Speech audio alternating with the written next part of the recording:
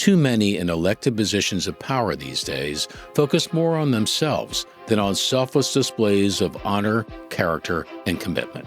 Our next guest is not one of them.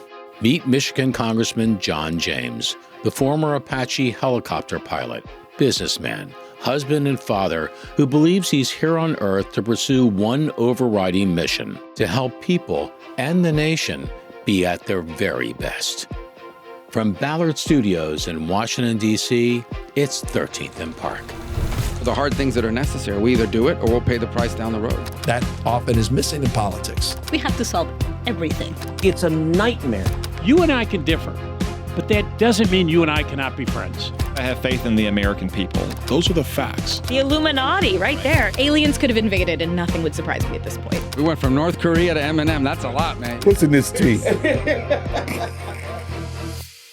So, Congressman, great to have you on the set of 13th and Park. It's balmy days here in Washington. It's hot out there. Well, you know what? We won't complain about the heat. Living up in a state like Michigan, it could snow tomorrow. So Right. We'll take the sun while we can get it. Well, let's go backwards first before we start moving forward with you, right? You graduated from West Point. You went on to fly Apache helicopters. You led platoons. You were well decorated for your service in Operation Iraqi Freedom. I think I read 750 flight hours. That's Something like that. Lot, Something right? like that.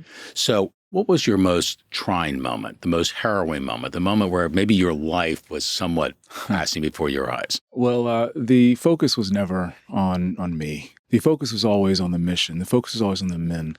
I graduated high school in 99, became a Ranger qualified Apache pilot after graduating West Point. And that afforded me the opportunity to get the air-to-ground integration aspect of close combat attack, which is the aviation assets supporting the boots on the ground. It was a new concept because the Apache traditionally was a tank killer. It was intended to defend Europe against the Russians coming over the Fulda Gap, and then really tweaking our techniques, tactics, and procedures for counterinsurgency, for war in urban areas, from militia trained by Iranian assets and proxies. That was something new. And so after graduating West Point, having the opportunity to go through flight school, having the opportunity to go to Ranger School helped make me a more effective leader in aviation. One of the things that struck me when I got to flight school is they really grounded into us the motto of Army aviation, which is high above the best. Now, what would you think about? What does that mean? Exactly. What you would originally think about high above the best, you're like, wait, did you miss the R there? It should be high above the rest, right? We're pilots, we're great. And so, no, that was the point. The point was to drive home. It's not just a slogan. It's a way of life. Yeah. It's a purpose. High above the best is meant to ingrain in every single pilot who you are there to serve. You are there to serve the men and women on the ground. They are the best. They are the boots on the ground, and you are there to support them. Among the many missions that I flew, one sticks out in my mind. One where I flew in the deep night, essentially, during that time period. And I remember we were able to see heat, essentially. And what happens during the summer months or when it warms up, a lot of folks will sleep on the roof of their houses because it's cooler. Right. They'll come out right after dusk and they'll sprinkle water on top of their houses, and then the family will sleep on top of the roofs. Now, as we're flying, we get to know things, and we get to understand how things are going, and we look out and things kind of look normal. But one of my wingmen said, "Hey, check out about your 9 o'clock, 3.5, 4 or 5 clicks." And I look over, and it was abnormal. It was lit up like a Christmas tree over there. Our mission at that particular point in time was to neutralize POOs, P-O-O, funny word, right? But it's actually quite bad. It's a point of origin rocket attack. During those times, the insurgents trained by the Iranians were trying to destabilize the government. And if you continue to get rockets into the green zone, everybody would go home. We would be there longer. And so we needed to make sure the priority was taking out those point of origin rocket attack sites. Just a couple minutes later, we get a call from the Tactical Operations Center to switch over the radios. And immediately, you hear the cracks of rifles, you hear screams, you hear actually people talking over the radio. And you could tell that something was going very, very badly. Over the net, we hear someone giving a SITREP, a situation report. I was probably talking to an E4, a specialist or corporal, who'd probably lost or had been disconnected from his unit. And he was calling for air support. And because of the air-to-ground integration, that Ranger training that I got previously, I remember being in Ranger school, face down, couldn't see the forest for the trees, and I heard a familiar voice. I heard someone who was actually my Apache instructor, and when I was there, I heard his voice over the radio, and it was so comforting, even in training, and he was able to walk me through not being small and getting big, but he realized my perspective. He could start big and work small so that he could help me through my mission. And because of that training that I got, I was able to translate it to combat. And I was able to ask that young man, okay, where are you? And he said, by a white bongo truck, right?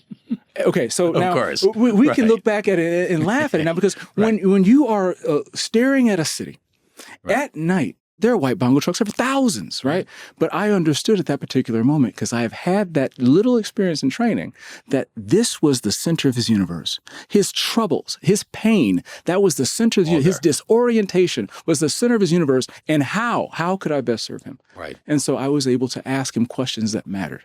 And so we were able to turn the aircraft in the direction we were able to have missiles in the air within 45 seconds. Wow. We were able to neutralize the target, not because we're anything special, but we recognized we were serving people who are. And that was one of those experiences that I've brought with me out of the military, serving in my business in the community, able to grow my business, serving as a congressman, recognizing that I'm in a unique position. And I've been blessed to be a blessing to others. And among the things that I remember is being able to most effectively serve people because I have experience on the ground, understanding government getting in the way and people spending more time trying to defend their personal property and trying to defend their family business and trying to have choice for their children in their schools and just trying to survive without the government in the way, and then being in a position to help them. I've lived all of those things. And because I've lived through all of those things, I understand what it's like on the ground, so I can actually help more effectively than folks who may be a bit more detached from reality. So I'm excited for the opportunity. It sounds to me like you have a very, very clear decision matrix, which is mission-oriented, right? Are enough in elective life really mission first as opposed to self first? Is this something that you see around you all the time, not just in Washington, D.C., by the way, but in public service generally? And does that maybe differentiate you to some degree from others? It's mission first, people always. When somebody says that, what's the priority?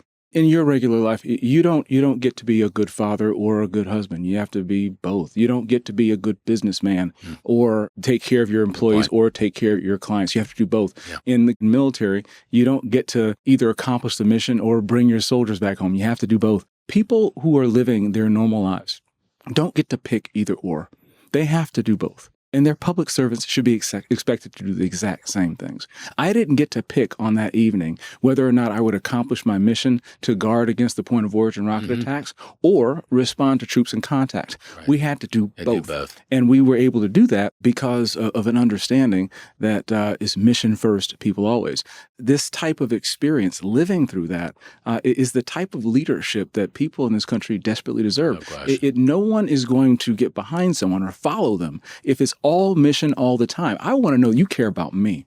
And somebody is not going to follow somebody who's all people all the time. I need to know that you're going to be caring about whether or not we're going to be able to turn our lights on tomorrow, whether I'm going to be able to feed my kids tomorrow. Right. And there are too many people who are binary who don't understand how to accomplish both missions.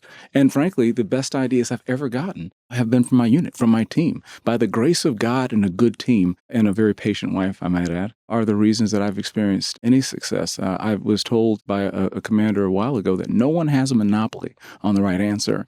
And so just being someone who approaches the job with humility, someone who's willing to allow the people to lead, and making sure that their ideas are able to bubble to the top and put a hellfire missile into those obstacles and be able to provide that bridge for them to succeed. Those are the types of things that people want to see. So again, mission first, people always. We must accomplish the mission, but we have to make sure that we're bringing people along the way. You have ideas on all sorts of major challenges and issues that face not just the people of Michigan, but the people of this country, right? If someone comes to you, Congressman, and says, you ever considered X? And it's not something you would consider before, and maybe it doesn't fit nicely or neatly into a partisan box or an ideological box, but it makes sense. Is that something you're willing to move on? Because too often it seems people are stuck in the mud. This is where I am. Okay, I'll listen to you, but I'm not moving, right? As opposed to how do we do not a binary mission, but a mission in stereo where it's a win-win? I'm a combat veteran. Nobody asks or cares what party you're in when they call you over the radio for help. I'm a business leader. I've grown my family business from 35 million to 350 million and added over 400 jobs to the 100 that were there when I got there. Nobody cares what party you're in when you're satisfying the customer, when you're making sure that your employees are on the same health care that your family's on. Yep. I've run my political life the same way. I'm in the Republican Party because the platform aligns most closely with my economic and moral values, not because the party is perfect. Both parties have failed the American people, and it's incumbent upon us to make sure that we are serving our people to the best of our abilities. Again, mission first, people always. That being said, I have experience working with everybody in a nonpartisan way to execute things. Now, of course, because I'm conservative, there are going to be some things, some hallmarks, some fingerprints of conservatism, but I'm not going to fit in anyone's red box or blue box. And I'm going to serve everybody regardless whether or not they voted for me. And in order to do that, people need to be able to see a leader who's going to prioritize their needs and bring answers and results. I'll fire a Republican as fast as I'll fire a Democrat, and I'll hire a Republican as fast as I'll hire a Democrat. Similarly to President Trump. You have folks like Tulsi Gabbard, and I just had an opportunity to question Secretary Kennedy. He's amazing. Yeah. He's amazing. Mm-hmm. But President Trump is someone who is an epic listener. An epic listener. He will take feedback and advice from anyone and everyone. And if it works, let's do it. And if it doesn't, does not do it. And so that's what an executive does. And President Trump is leading by example. Similarly, I want to make Michigan great again. And you can't make Michigan great again from one side of the aisle or the other. Right. I plan on executing well for everyone in my state. And no one has a monopoly on the right ideas. And so I will continue to use the disciplines that I used in the military, working with everyone regardless of race, color, creed, or political affiliation, because that is what the people of the state of Michigan deserve and demand. Well, you use the word fantasy land to describe what's been in play under the current governor, the current administration in Michigan.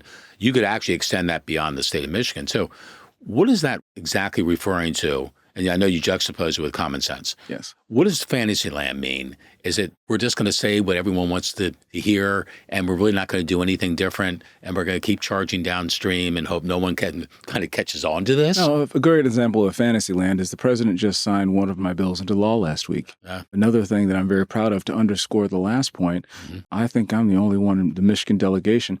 I've gotten 2 bills signed into law by 2 presidents from 2 different parties within the past 6 months. Wow. The first one was anti-human trafficking, which is a scourge on our existence. Yep. And this one that I just had the honor of attending with President Trump was signing anti-California vehicle mandate rule, right? And so when you talk about Fantasyland, Fantasyland is liberal, woke environmentalists who think we're going to plug our EVs into trees, that think that by increasing our reliance on China, will replace our dependence on Middle Eastern states, batteries for oil, and that's in our best interest. Fantasyland is looking at the existence and the vulnerabilities that exist currently in our grid. We currently have brownouts and insufficient power. The power demand for this country has gone up 25%, where the power generation has been level. And we think that by increasing these heavy vehicles on our roads, somehow going to be better. And so, again, that's the Fantasyland things I'm talking about. We have to operate with pragmatism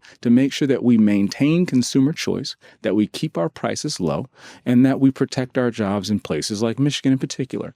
So you recently authored the Resilient Supply Chain Act. And basically what you're pushing for, right, and it goes right back to your business background, right, with your family company. It's the same thing about supply chain, which is interesting. It sounds like a boring thing. It's vital. Oh, my goodness, It's a vital thing. You know, in the post-COVID world we live in, we all started to get used to we can't get this and we can't get that. So supply chain means a lot. Then on top of that, when you're talking about critical assets in the supply chain that you can't get, I hope this bill is like rocking it, because it's exactly what we need to protect the assets we all say we treasure and we have to have access to on our terms versus someone else.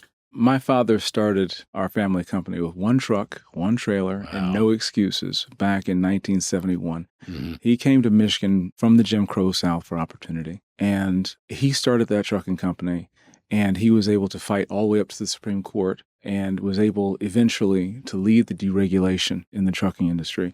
Wow. My father was a pioneer in logistics and in what we call supply chain management now, and that set the course for what my family has done in life. And so I understood about supply chain. I understood about logistics before anybody knew what either of those two things were. Now it became a massive buzzword right around the pandemic timeframe, but we have been relying on extended supply chains for ever. What has happened in the past 30 years since NAFTA is that was a terrible deal that resulted as almost a catalyst for American jobs to be shipped overseas. Mm-hmm. We put ourselves at a great disadvantage. And the very first time that people understood how overextended our supply chains were when we hit an emergency. That can never happen again.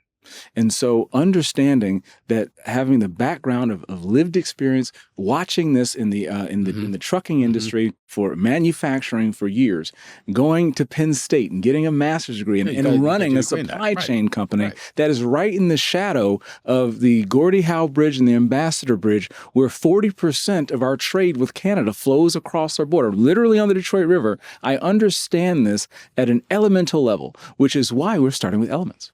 We're starting with critical minerals. These are things that if we run out, it's not like toilet paper. Yep. You can't build your missiles to defend yourself. You can't build your batteries. You can't build your AI facilities. Everything that we don't think about in your supply chain, we are utterly reliant on those who would hurt and kill us. These are the types of things that we need to address right now on our terms, and this is what my bill has in it. I just wrote down, we're open for business, but not for sale. I think that's brilliant.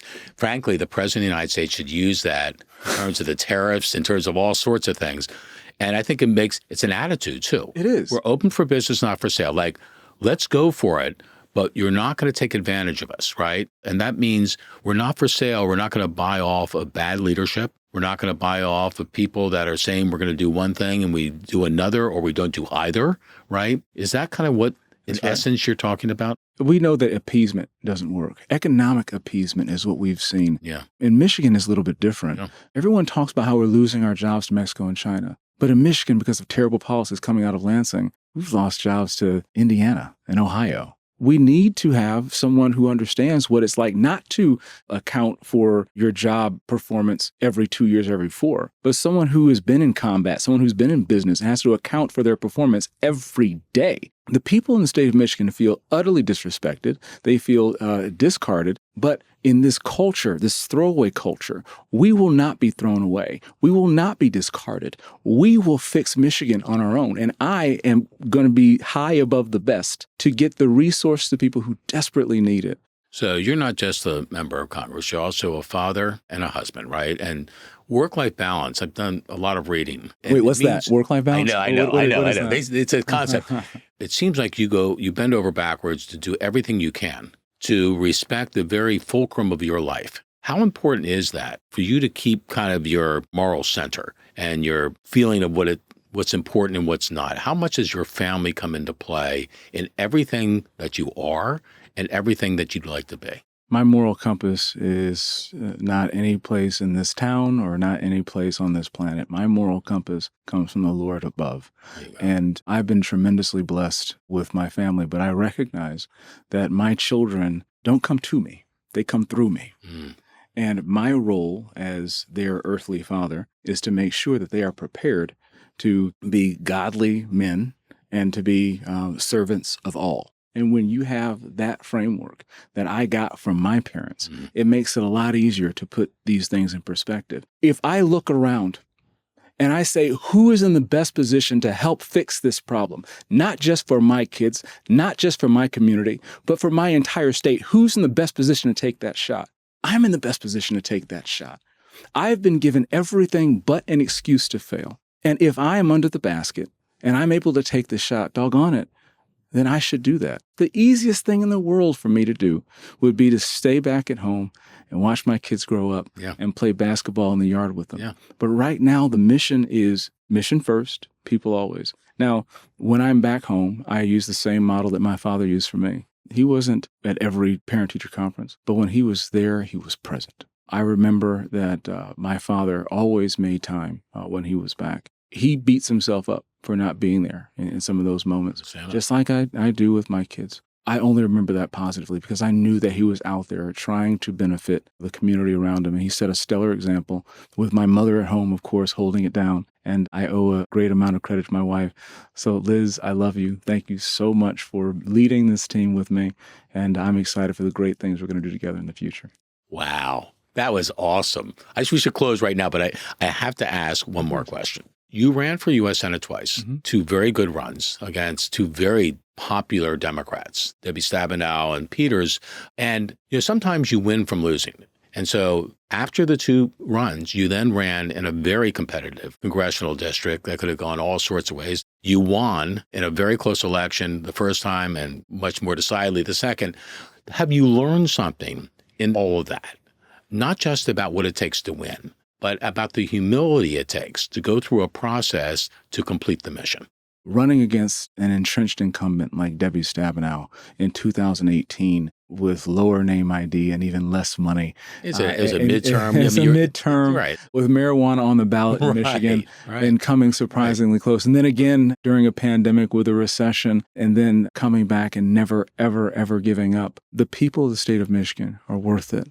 My children's future is worth it.